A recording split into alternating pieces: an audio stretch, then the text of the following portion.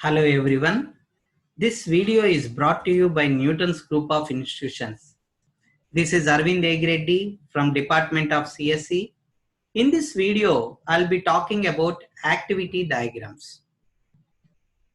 An activity diagram is one of the 5 diagrams in the UML for modeling the dynamic aspects of the system. An activity diagram is essentially a flow chart showing flow of controls from activity to activity. Unlike a traditional flowcharts, an activity diagram shows concurrency as well as branch of controls. Here, the activity diagrams are not only important for modeling the dynamic aspects of the system, but also for constructing executable systems through forward and reverse engineering. Here, activities result in some actions, and actions which encompasses calling an other operation, sending a signal, creating or destroying an object, or some pure computation such as evaluating an expression. Here, the activity diagram is a collection of vertices and arcs. And these activity diagrams commonly contain activity states and action states, transitions and objects. And activity diagrams may also contain simple and composite states, branches, forks and joints. And the initial state is represented as a solid ball and the stop state as a solid ball inside a circle, like what we see in this particular figure. Actions and activity states. So in the flow of control model by an activity diagram, things happen. We may evaluate some expressions that sets the value of an attribute or that returns some value. So alternatively, we might call an operation on an object, or we can send a signal to an object, or even we can create or destroy an object. Here, these executable atomic computations are called as actions. In this figure that is on the top, we can clearly see that we represent an action using a rounded box.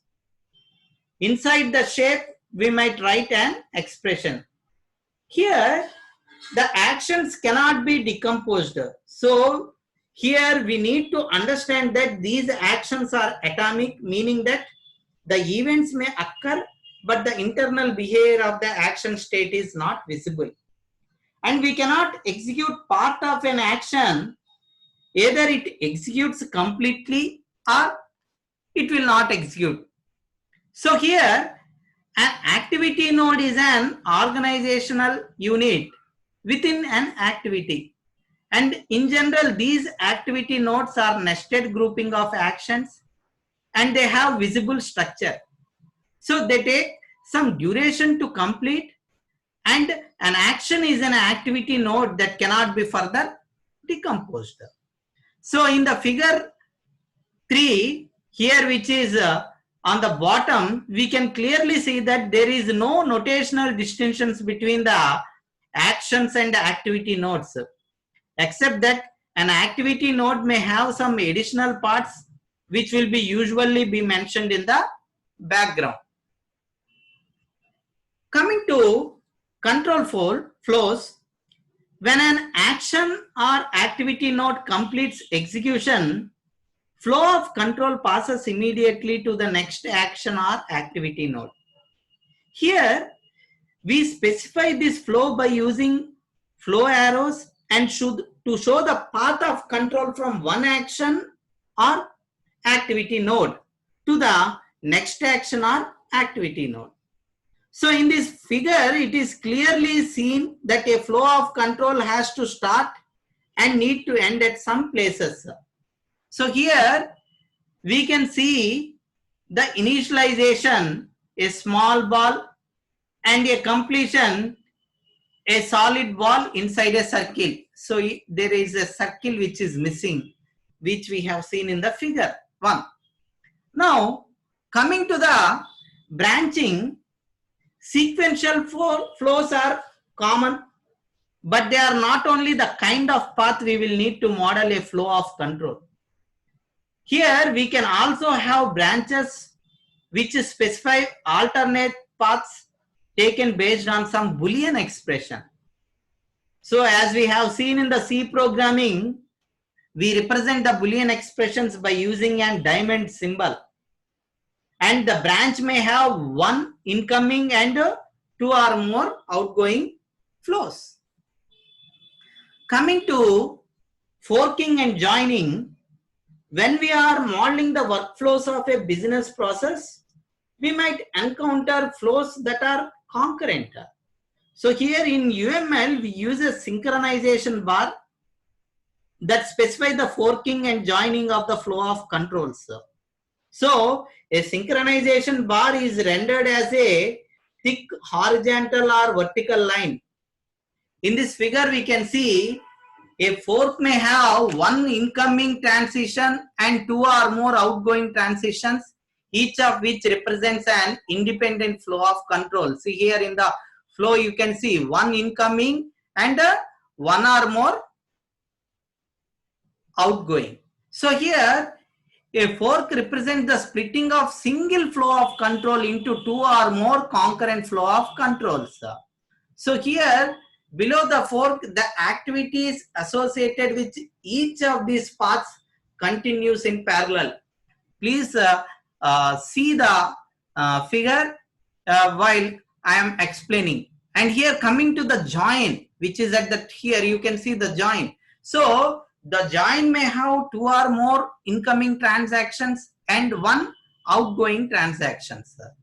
So here above the join, the activity associated with each of these paths continues in parallel. At the join, the concurrent flows synchronize, meaning that each waits until an incoming flow have reached the join, at which point one flow of control continues on below the join. So the forking and joining are parallel flows of control which are specified by synchronization bar.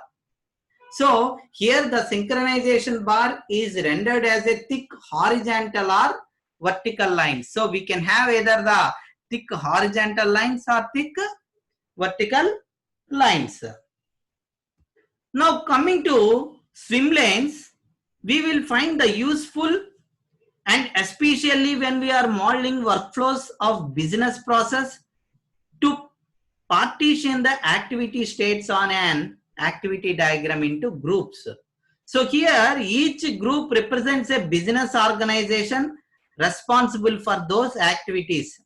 And in UML, each group is called as an swim lane because usually each group is divided from its neighbor by vertical solid lines as shown in this figure. So here in this figure we have three groups. So this is one swim line, this is another swim line, and this is an other swim line. So a swim line specifies a set of activities that share same organizational property, and a swim line has a name unique with its diagram. So here this swim line has a unique name. So here you have one name, here another name, and here another name. So each is called as an swim line. Now coming to object flows, here the objects may be involved in the flow of control associated with an activity diagram.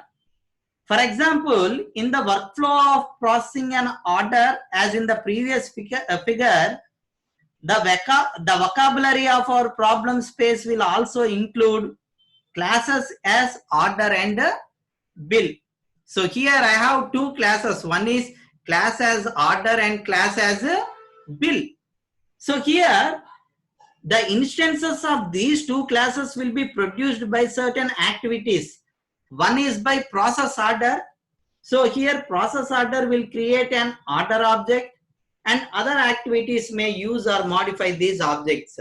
So here in this particular example, if you can see that the ship order will change the state of the order object to filled.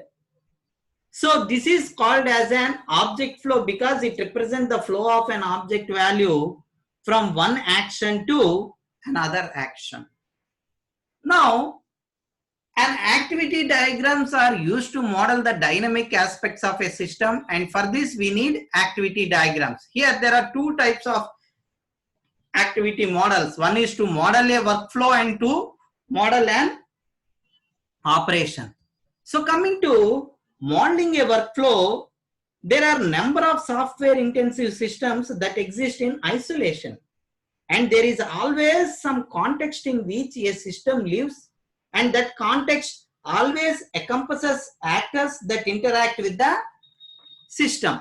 So to model a workflow, we need to establish a focus for the workflow.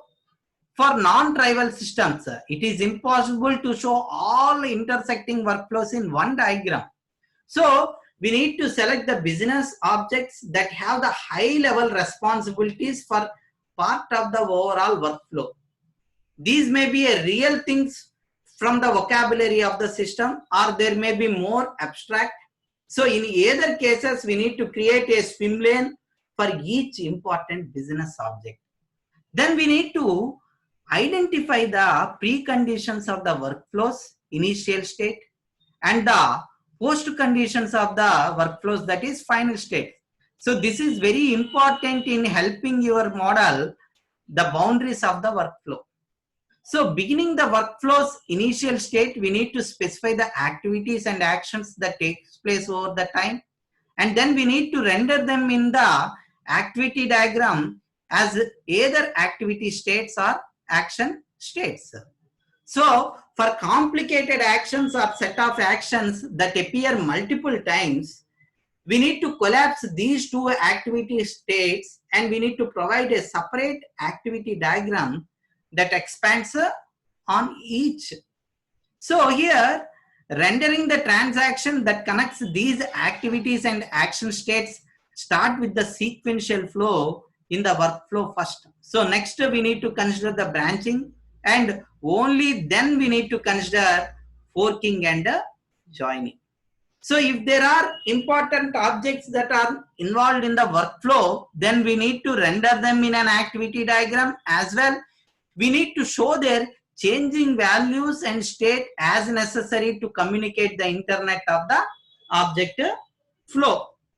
So here an activity diagram can be attached to any modeling elements for the purpose of visualization, specifying the constructions and documenting that element's behavior. And we can attach activity diagrams to classes, interfaces, nodes, and collaborations. So for example, this figure which shows an activity diagram of a retail business which specifies the workflow which involves when a customer returns an item from a mail order. So here the customer is returning the order. So generally when we do any online transactions, sometimes we do cancel the item what we have opted for. So in this case, the work starts with the customer action, request return, and flows through the telesale. So get return number. Then we need to back to the customer and we need to identify the ship item. Then we need to go to the warehouse, finally ending in an accounting credit account. So once after the item is being returned, again it need to be credited into the credit account. So this is the workflow model. Now coming to the modeling and operation, here the activity diagrams can be attached to any modeling element for the purpose of visualizing, specifying, constructing, and documenting that element's behavior. And we can attach each activity diagram to classes, interfaces, nodes, use cases, and collaborations. So the most common elements to which we will attach an activity diagram is nothing but it is an operation. So here to model an operation, we need to collect the abstractions that are involved in this operation. This includes the operation parameters, including the return type, if any, and the attributes of the enclosing class and certain neighboring classes. Then we need to identify the preconditions at the operation's initial state and the post conditions of the operations in the final state. And we also need to identify any invariants of these enclosing classes that must hold during the execution of the operation. So beginning at the operation's initial state, we need to specify the activities and actions that takes place over the time. Then we need to render them in an activity diagram as either activity states or action states. So using branching as necessary to specify conditional paths and iterations. And here, only if the operations is owned by an activity class, we need to use forking and joining as necessary to specify the parallel flow of control.